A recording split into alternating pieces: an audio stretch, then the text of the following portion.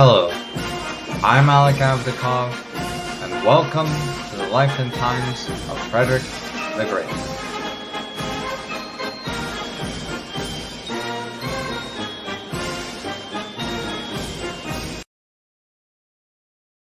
On today's podcast, I am once again breaking the narrative to have a discussion with fellow podcaster John Viscardo from the podcast Generals and Napoleon. I found this podcast a while back, and I enjoy the heck out of it. He is a great podcaster, and he is incredibly nice. I had a wonderful time having this discussion with him, and I hope I'll have more discussions with him in the future. I also created a Patreon-only episode about Frederick the Great's sister, Wilhelmina, to paying members. So join up right now if you want to listen to the episode. However, if my podcast makes it up to 20 ratings on Apple Podcasts, I will make the episode free to listen to the public. But remember that I would love to hear from you, whether on social media, email, or whether you choose to support me on Patreon. The links to all of those, including the Generals and Napoleon podcast, is in the show notes below. Anyway, today's episode we compare and contrast the two great leaders of Frederick the Great and Napoleon. The next voice you will hear is my own, introducing John Viscardo from the Generals and Napoleon podcast. So today on the Life and Times of Frederick the Great, we have a very interesting guest. Why don't you introduce yourself? Hi, I'm John Viscardo, and I have a podcast called Generals and Napoleon. All right. So today we're going to be discussing a fairly interesting topic in my view. So in the early modern period of Europe, we have a whole bunch of different figures. And I would argue the most famous of all of these figures is definitely not Frederick the Great. That would be you, Napoleon. So what got you interested into the time period of Napoleon and his generals too? Yeah, no, I got interested in Napoleon. I used to be a high school teacher here in Florida in the United States. And, we do world history and we kind of touch on Napoleon. And what I used to do is just to show a silhouette of Napoleon with his hat and his coat. And even the kids, like the ninth graders or, the younger kids, almost all of them could tell me that was Napoleon. And that's like without any really basic history. They just knew that was the look of some guy named Napoleon who was from France and, won a bunch of battles. So after I taught it for a couple of years at the high school level, I kind of got more into it. I started ordering books on Amazon. And then I had finally like this huge pile of books. And my wife said to me, why don't you do something? You're buying all these books and they're just sitting here. So I was like, all right, well, perhaps I could do a podcast. But I didn't want to do it just about Napoleon. I wanted, obviously he had the help of a great army to get him to the elevated status that he was. So I wanted to do it more about the men of Napoleon versus just Napoleon himself. That's a very good point. I mean, we often think with these great men of history that they were the only ones doing things, but no. Even with Frederick the Great, it's the bureaucracy, it's the logistics, it's the men underneath him that get little credit but do the work that moves history. Yeah, whether it's the private foot soldier at the bottom of the ranks or, like we were talking earlier, one of his generals that really performed miracles. Frederick the Great had one of the best armies in the world under him, and I think that needs to be said that he didn't do it all by himself. Oh, absolutely. I mean, I'm going to ask you about this later on in the discussion, but there was a very famous moment in the Battle of Mollwitz where Frederick won a battle without actually being there, and we'll get into why that is. Yeah, I can't wait.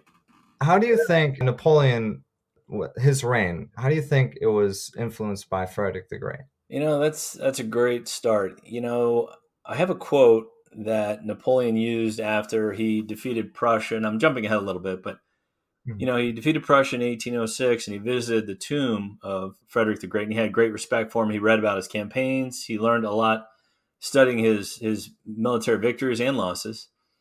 And when he went into the tomb with his generals, he said, quote, "Hats off, gentlemen. If he were alive, we wouldn't be here today." So I think that just shows the reverence that Napoleon had for Frederick the Great. His abilities to, attack quickly and to fight armies bigger than his and to build alliances with the smaller German states when needed. I think Napoleon kind of modeled himself as a French version of Frederick the Great and just kind of expanded upon his ideas. Yeah, it's a very good point. I also remember that I think it was Napoleon that counted Frederick the Great as one of the great captains of history or something like that. Indeed, yeah, yeah. Just like I said, Napoleon was a voracious reader, and he recommended his marshals read and study Frederick's campaigns as well. Mm. He wanted his marshals to really invest themselves in the art of warcraft and being the best they possibly could be because they were a part of the quote unquote Grand Armée. Mm. So he wanted his generals and marshals to really take pride in their profession and learn about, not necessarily emulate what people had done previously, but at least learn about battles that had been fought on that ground in periods before, the French Revolution and the Napoleonic era, because a lot of Napoleon's battles took place in Germany or around Germany and Poland. So it made sense to study battles that had been fought there before. Yes, you bring up a good point there. So oftentimes historians have hyper focused on just the military aspects of the men, but it does make sense.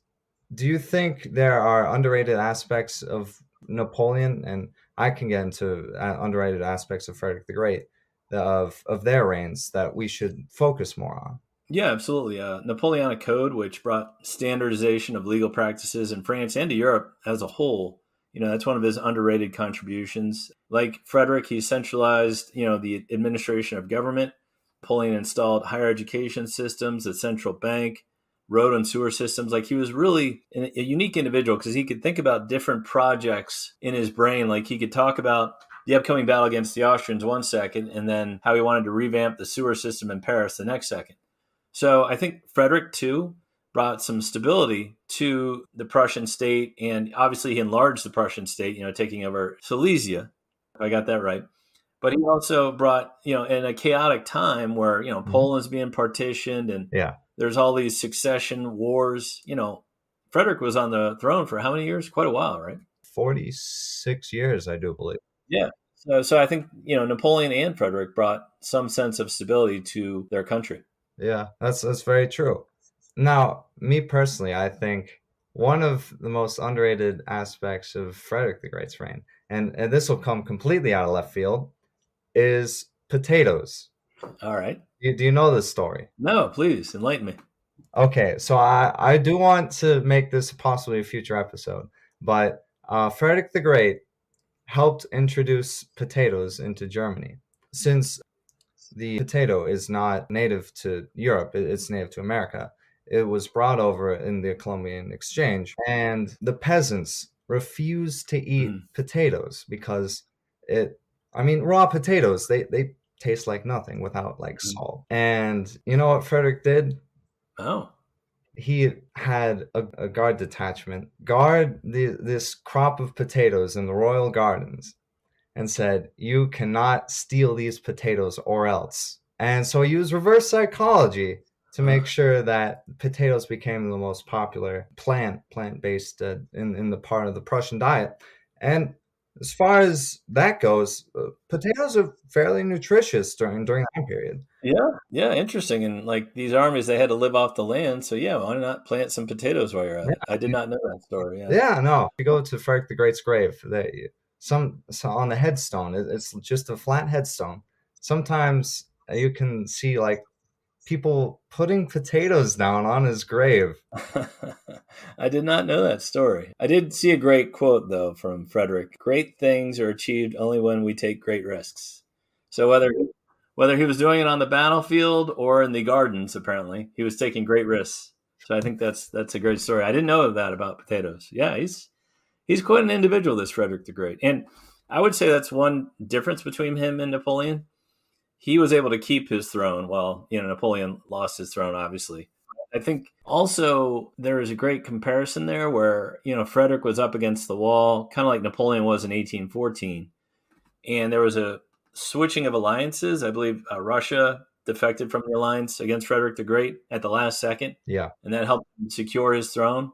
So I think maybe Napoleon had Frederick the Great in mind, where he was, defending Paris and defending France in 1814, and hoping for a switch of alliances to save his bacon. Well, one can argue with the what was it, the Frankfurt proposals? It was the last chance for Napoleon to keep his throne. Yeah, and he turned it down. Yeah, yeah. But yeah, no, there are a lot of underrated aspects of both men, and I going back to your original question, I think a lot of similarities, but there are some contrasts as well. Definitely. So I'm going to skip a little bit to this. Do you think Napoleon deserves the same epithet as Frederick? Should Napoleon be the Great? I kind of like that he isn't. I like it's Napoleon. Like Prince or Madonna. Like they don't need like an addition to the name. People know that, and not that he was great all the time. He did some very despicable things that we could get into, but he doesn't need that moniker. I don't think. Like you just say the name Napoleon. Peter the Great, Alexander the Great, Frederick the Great. I think it's almost like if you need that extra, I don't know what you want to call it, adjective on your name, you're not truly that great. And I think Napoleon was one of the top 5 people of all time in history. Yeah, I mean, they could add it. I certainly think he did some great things, but I kind of like it's just, Napoleon. Nothing more needs to be said. It's just, boom, the one name. I was expecting to disagree with you about this topic, but I agree. Yeah, it's he's just well known. Yeah. Well, it's like, like I was telling you earlier with my students, like if you just put, a bicorn hat on a silhouette and you put a picture of it, 8 out of 10 people in the world will probably tell you, oh, that's Napoleon. Like they don't need to know anything more about the picture. They could just look at it and say, oh yeah, it looks like Napoleon. And I think you have that kind of brand recognition. And that's something I think both men had in common. They knew the value of marketing and branding. And Frederick had this great army, but I think it was like one of the smallest states in Europe, right? They had the 4th largest army or something, and it was one of the smaller states in Europe.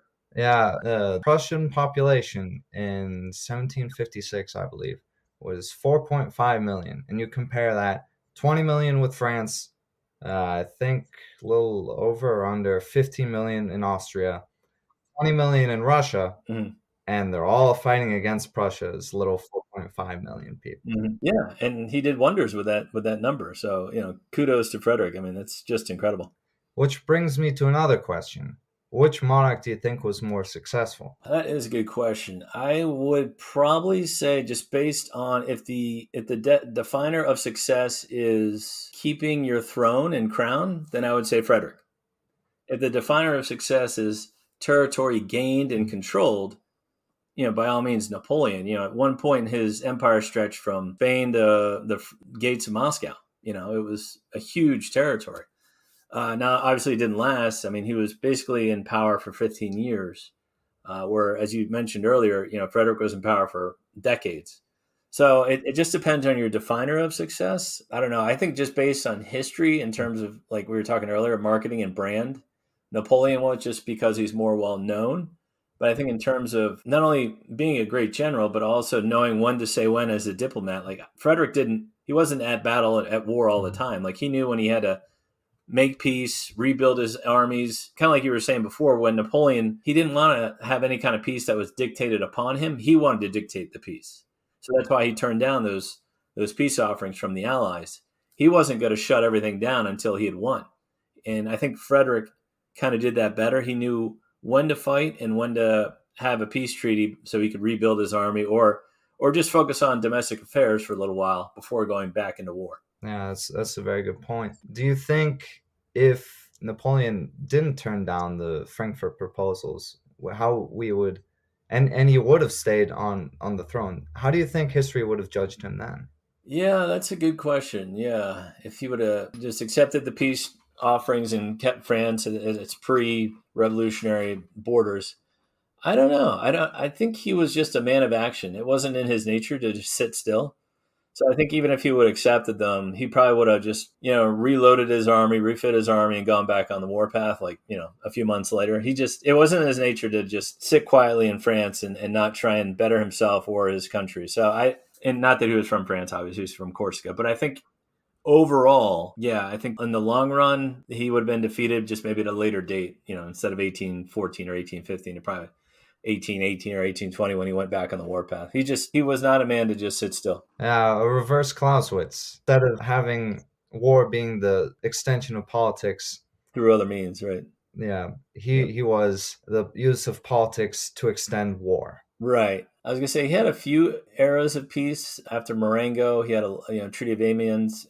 He had a little bit of peace right there, and then. But based on the peace negotiations, through what I've read, He didn't seem like he wanted to make that peace last, though. No, he didn't, and nor did the British. The British went back on it almost as soon as the ink was dry on the contract. So both sides were not fulfilling the stipulations of the contract or the peace agreement. And then briefly from like 1809 at the Battle of Wagram, they had a peace treaty with Russia and Austria, but he was still fighting in Spain even during that quote unquote peacetime. So yeah, he wasn't one to just sit still and have a period of peace in his reign. So yeah, that's a good question. I don't know the answer to it, but that's the best I could say. Is he probably would have been back on the warpath by 1816 or 17, and it took all of Europe to finally defeat him. Right. So the Seventh Coalition basically has no allies at this point. It's just France versus the world. Yeah.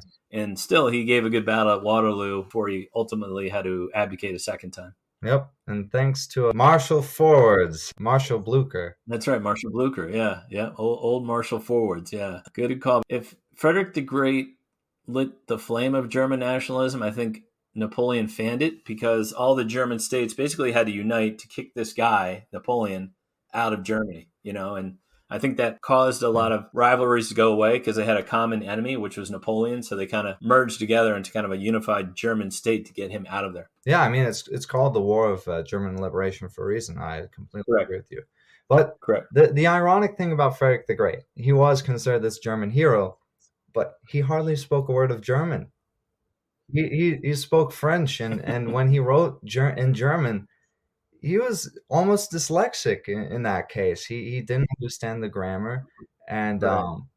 one can argue that he was more so along the lines of Louis XIV France than a minor German prince. Yeah, and I do want to point out that both men lost battles. Like I think there's this misconception that they both were undefeated and crushed everyone in their path. Like they lost battles. Like you were saying earlier, Frederick the Great actually ran away from a battle that he thought was lost. I forget which one it was, but yeah, Molwitz. Yeah, Molwitz. Yeah, Molwitz, battle. yeah. Which leads me to another question. So one of my most favorite moments in Frederick the Great's reign is probably the Battle of Molwitz. His right wing in the battle, his cavalry, is being routed from the field. He looks at his army as almost being destroyed. His field marshal, Marshal Schwerin, he taps him on the shoulder, says, "Majesty, you have to leave the battle." Not the exact words, but anyway, you have to leave the battle. He flees, almost gets captured, and he wins the battle. His infantry reforms, defeat the Austrian cavalry on their right, and they press forward like moving walls. And that's one of my favorite moments in Frederick the Great's reign.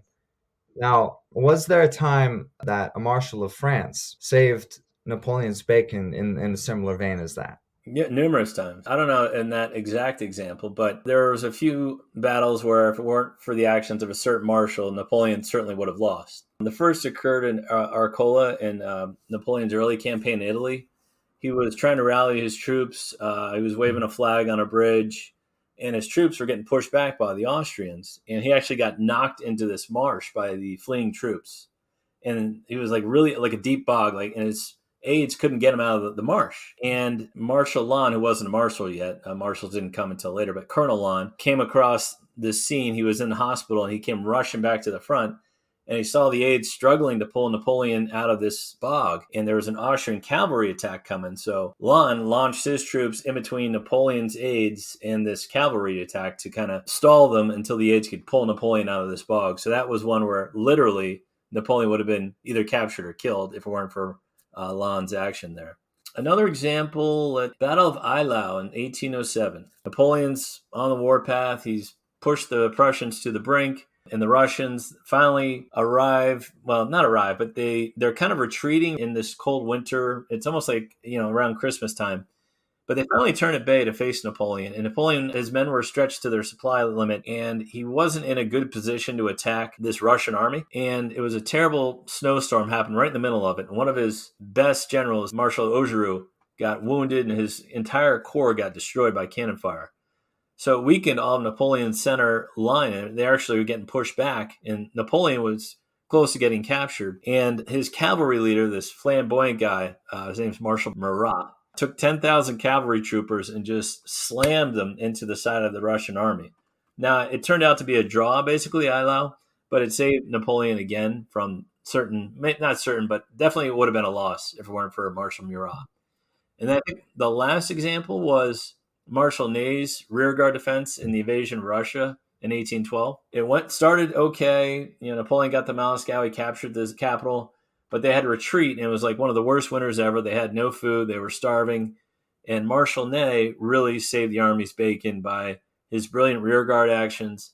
He was actually cut off at one point, and he had to sneak around the Russian army over frozen ice rivers to get back to Napoleon. So I think in at least 3 cases, Napoleon was saved by his generals and marshals. Yeah, that's very interesting. I always thought that it was the course of Napoleon's rise and fall is very interesting. The basis of Napoleon's success is the speed of his troops in Italy, fighting and maneuvering around his enemy, like running rings around them, essentially. Correct. By the time you get into Russia, the army of 1812 is definitely not the army you had in 1805. No, in Italy, you could live off the land. It's a sunny country. There's bountiful harvests you can get into as a soldier. If you're in the plains of Russia in the winter, I mean, there's nothing. There's nothing to find forage-wise. You can't just grab stuff from peasants. There are no peasants. I mean, there are very few. And so I think in that situation, you're right. The army wasn't the same as the one that was in Italy with Napoleon in 1790s, but it was still a very hard time, especially with so many men to feed. They went in with 500,000 troops. I mean, that's 500,000 stomachs you got to fill up with lumbering wagon trains, which he didn't have to worry about in Italy. They were living off the land. He didn't need a baggage train of food and supplies behind him. So it was just a very different scenario than what he had in Italy. Yeah, I like to bring that point up because logistics is so undervalued in history. Oh, yeah. Yeah, absolutely. I mean, you can point back certain decisions people made in history just due to logistics itself. Correct. And I think what's interesting is that Napoleon fought on all these different types of geographies. But if you look at Frederick the Great's reign, there's like 2 or 3 battles in just the same area. And they're marching all across Prussia and Bohemia and all these places have just been trodden all over. And do you think it's fair that you can consider Napoleon a better all geography commander? Yeah, I do. And that's a good point. Whenever Frederick was in trouble, like I noticed he would pull back to Berlin or pull back to his lines of communication, get his supplies. Napoleon went to Egypt and conquered Cairo. He was in Madrid and conquered Spain. He was in Moscow, and he was far, far away. And the farther away you are from your capital city, your strength projection, it's called lack of strength gradient. The farther you are away from your supply depots, the less strength you're going to have, just because you're not going to have bullets, cannonballs, food, horses, all the stuff you need to carry out war. So, yeah, in that regard, I will say that Napoleon was a bit more effective than Frederick. Obviously, that was a little bit later, so maybe they had some better technology with the standardization of cannons and standardization of muskets, where they could replace parts easier than they did in the 1740s and 1750s. And the ability to raise troops as well. Correct. But yeah, no, it was hard to supply your army on the move. I don't care what part of Europe you were in. I mean, Spain had some of the worst terrain in any part of Napoleon's empire. Just all the mountainous ridges he had to go over and get to Portugal. It was just a difficult way to wage war versus the fertile plains of Central Europe and Italy. Yeah, I think oftentimes people forget that for the majority of history, it's not the battles that produce the most deaths. It's the after actions, the marchings, the disease. encampments, the disease, exactly. What I think is the most major commonality between Napoleon and Frederick. They were both detailed control freaks. They were almost to an insane level. But, I think they were both great men, and they had a lot of brain power to say, all right, well, I know where this corps is with this many troops and this number of cannons, and I know where that one's supposed to be at this hour. And they just had a great mind for organization and had a great staff working under them that could keep up with their, they were both workaholics. The staff underneath them, were probably like Marshal Berthier, who was like his chief of staff, worked at some point days on end without sleep just to keep up with him. So I think, yeah, you had to have an organizational mind to project your empire and carry on a campaign for years at a time, as both men did. Yeah, and that brings me to another point that I hadn't thought of before this discussion, but these men are divided in minds. They have a political side and they have a military side. How do you think either Napoleon or Frederick, I'm assuming since you have more experience on Napoleon, you would talk about him, but how do you think he would fare if he had to only focus on one or the other? Yeah, that's a good question because people are always like, oh, Duke of Wellington was a better general. He beat Napoleon. And I always counter, well, the Duke of Wellington had one job, which was an army job. He was the head of the army at Waterloo and the head of the army in Spain. And he didn't have to worry about political ramifications and alliances and his people at home. He just had to worry about his army. Right. So I think Napoleon had to do all those things. He had to be a military leader. He had to worry about the politics of his country. He had to worry about alliances with, other countries. So I think if he could have just focused on, like you were saying, just being a great general or just being a great politician, I think he could have done even more than he did. And it is amazing that he did as much as he did, being basically the dictator and emperor of a country, because generally you don't see the leader of a country out in front of a firing line, getting shot at and have cannons fired at you. That's pretty rare. So I think that he was willing to do that, and also in his mind thinking about alliances and politics and strategy. It was just remarkable what he could do with his brain. Oh, I 100% agree. There's only really a few figures that have that total political and military control. I can think of Well, Ju- Frederick the Great. Frederick the Great, Julius Caesar, Alexander the Great, as a Yep. few examples. But It's a great point you bring up. That's a hard job to do it all like that. I'm very thrilled about this discussion. Me too. This is pretty cool. So, yeah, Frederick the Great, one of the greatest of all time, very impressive man. And his heir, I believe, was the man Napoleon fought in Prussia, right? His son. It was his great nephew, I do believe. It was King Frederick Wilhelm II, then King Frederick Wilhelm III. Because you can't have too many Frederick No, I know Wilhelms, it's hard to keep track of them all. Yeah. Ooh, another topic that I just thought of was that the style of warfare between Napoleon's time period and Frederick's time period are fairly different. We call the 18th century the period of limited warfare, in that the goal of kings and generals at the time was to keep the army intact, not necessarily to destroy the enemy. Yeah, it was like a maneuvering. It was like a chessboard, basically.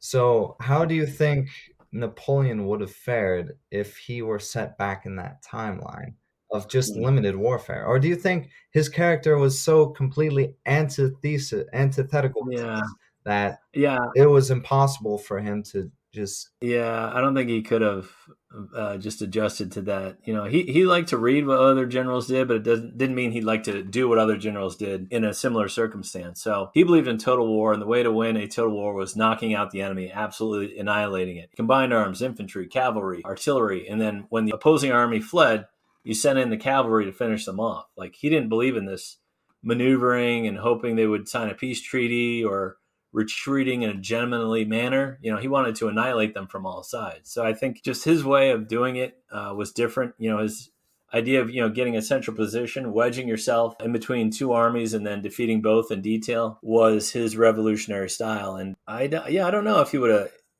have been permitted to use his type of warfare 50 years earlier. That's a good question. I just think the two time periods are so very interesting, and that the French Revolution creates this huge energy and also violence throughout Europe, and we're still living with that kind of ramifications today. And yeah, if you look back into the 18th century, it's a complete different style of politics, warfare, what have you. And I find it Yeah. interesting that you can put Napoleon as the merger of those two things. Yeah, he is. He really brought in the modern warfare as we see it now. Almost small, self-contained, heavily armed units that can live off the land and basically subsist on their own without resupply needed.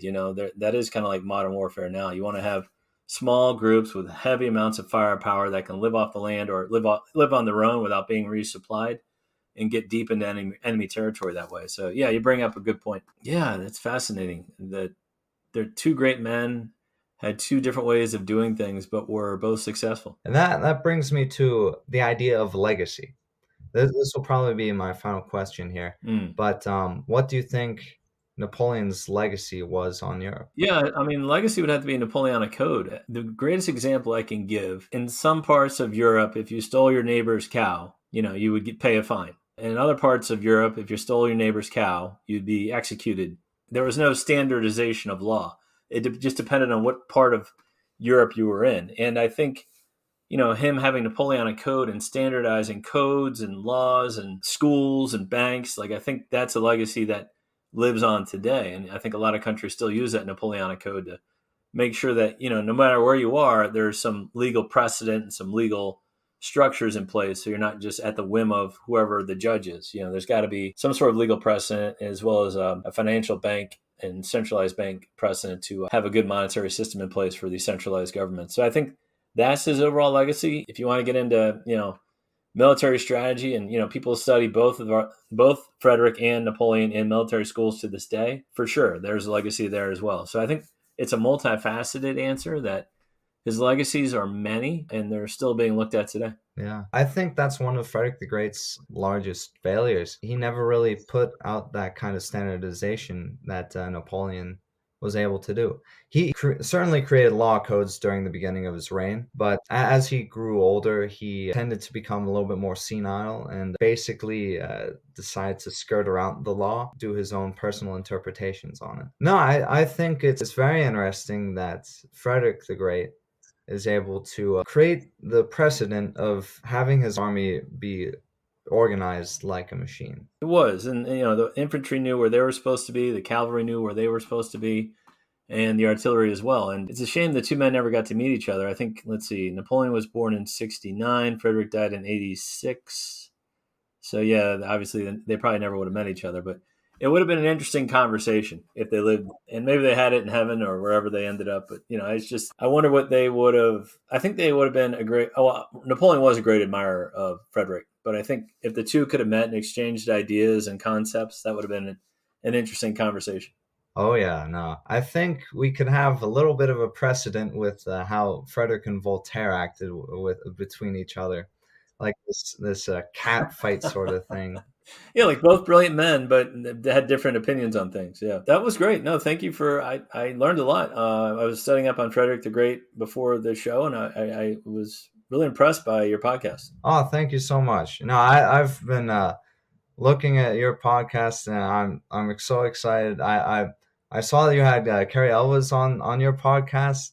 I did. That was incredible to me. I Yeah. grew up watching The Princess Bride, and Yeah, he was a really nice guy, and I appreciate him joining the podcast. But yeah, thank you. Yeah, and we have some impressive guests coming up. We have a few historians coming up, some other podcasters coming up, and we have some really cool episodes. So I hope your audience will give us a gander or give us a listen. All right. Well, thank you so much. I'm so glad that you're on my podcast, and I hope that you and listeners will treat you with the kind reception that you deserve. So. Thank you, my friend. Thank you so much, Alec. And it's great talking to you, bud. I hope you found that conversation as engaging and enjoyable as I did. To John, I thank you for being a guest on my show and for having a very insightful point of view. To everyone who stayed till the end, I hope you can support me any way you can, whether it is reaching out on social media or financially supporting me on Patreon. Thank you all who have listened. To conclude today's episode, we will use a very Napoleonic ending. Therefore I say, Vive l'Empereur!